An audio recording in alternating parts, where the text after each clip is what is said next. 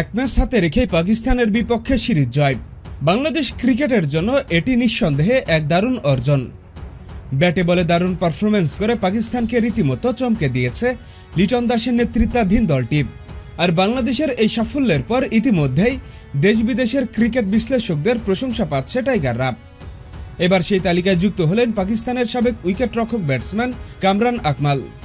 নিজের ইউটিউব চ্যানেলে তিনি বলেছেন, বাংলাদেশ সত্যিই দুর্দান্ত খেলেছে। তাদের দলগত পারফরমেন্স, বিশেষ করে বোলিং ইউনিট অসাধারণ ছিল। পাকিস্তানের মতো দলের বিপক্ষে এভাবে সিরিজ জয় কম কথা নয়। আমি বাংলাদেশের এই দলটিকে ভবিষ্যতের জন্য খুবই সম্ভাবনাময় মনে করি।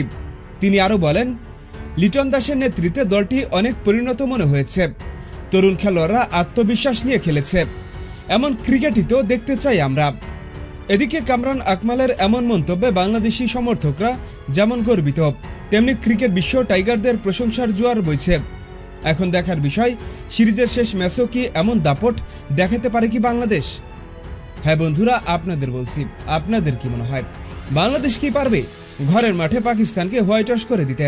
এখনই আপনাদের মতামত আমাদের কমেন্টস বক্সে লিখে জানিয়ে দিন। আর আমাদের ভিডিওটি ভালো লাগলে অবশ্যই লাইক শেয়ার করুন এবং আমাদের চ্যানেলটি সাবস্ক্রাইব করে আমাদের পাশেই থাকুন। ভিডিওটি দেখার জন্য আপনাকে অসংখ্য ধন্যবাদ।